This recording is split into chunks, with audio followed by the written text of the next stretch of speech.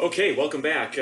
So we're going to start with part two of our video, and I wanted to do this at school. Obviously, I think we've all wanted to be at school, but I particularly am super excited every year to do colonial activities with the kids, and I love doing these things. So I said, I'm just going to do it at home, and you guys can watch me cook. So. One of the cool things in colonial times is the food and drink of our first 13 colonies. And actually, most people would say it's not interesting because they didn't have all the crazy things that the grocery stores have today. They had very, very limited resources when it comes to that. There were no Krogers, there were no Meijers to go to. They had to make do with what they had. So they were creative with some of the things that they used. For example, I today am going to make a drink that was very, very popular around the holidays, Thanksgiving and Christmas. And it was a warm drink, and so you can see I'm right next to my stove. We're going to actually do a little bit of cooking on it, and we're going to warm this drink up. And so without further ado, here we go. So, we start with apple juice. Now, technically, you're supposed to start, and really the best thing to use is apple cider. But finding apple cider in the springtime is near impossible in our stores. So, I picked the next best thing, which is an unfiltered apple juice. Make sure you get the unfiltered. It's a little bit more tart, a little bit more sour than a regular sweetened apple juice. So you open that bad boy up. You need a gallon of this stuff, and you pour that into the pot, and you turn the stove on, and you want it on a medium temperature. You don't want to really boil this. You don't really want it to come to a boil. You want it to come to a kind of a simmer, and have it simmer for a while. The next thing is pineapple juice, and I'm going to need a can opener for that, which I forgot to grab, so let me grab the can opener.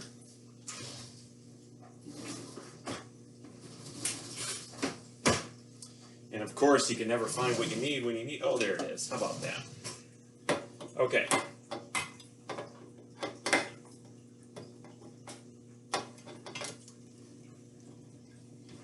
So you get about 2/3 of this can of pineapple juice, and you also have about 2/3 of a can of frozen orange juice. Let me grab it off of there. Okay. So I'm going to pour about 2/3 of the can in there. Ooh, it smells good. There we go. And again, the colonial, and during the colonial times, they couldn't go to the frozen aisle at Meijer and pick up some frozen orange juice. No, it doesn't work that way, right? So they probably just used a regular orange juice, or they probably just used oranges and probably ground them up and used what they could. So I'm gonna just put about, oh boy, let's see, there we go. And then we had to add the spices. So you have to go to the store and get cinnamon sticks. Usually comes in a little container like so. And it has, I don't know, 6 to 8 cinnamon sticks in it. You want to add about half of those. And you just put the whole thing right in there. Just like that.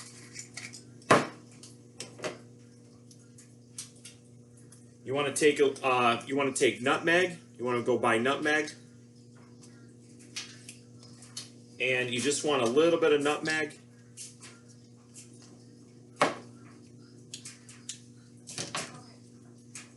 And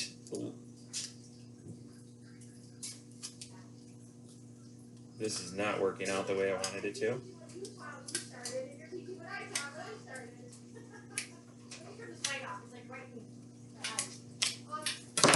There we go. You only want maybe like half a teaspoon. So I'm just gonna shake just a little bit. Nutmeg is a great thing. And last but not least, you got to go find whole cloves, not ground. You need whole cloves. Okay, and you're gonna want about 40 of those. And if you could see, a clove kind of looks like this. Okay, so we had some extra background noise there. I'm sorry. So anyway, we're going to add about two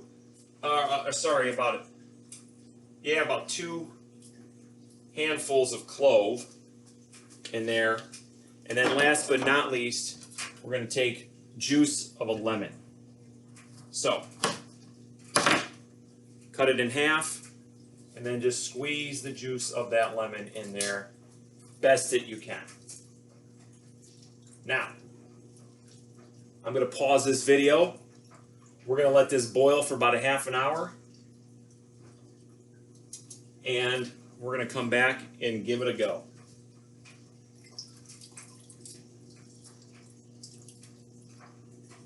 Here we are. Juice of a lemon. Okay, so I'll see you in a minute. Okay, so welcome back. So what's been happening is that this has been simmering for about a half an hour. I've been standing over it.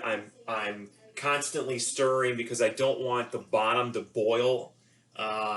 So I'm just here kind of moving it around, and I think it's about ready. So this is what we're going to do. So I grabbed a ladle, and I'm just going to take a little bit.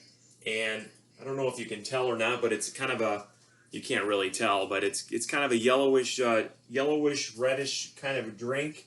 Kind of looks like an apple cider a little bit. And I'm going to take a couple spoonfuls of this because this is going to be delicious.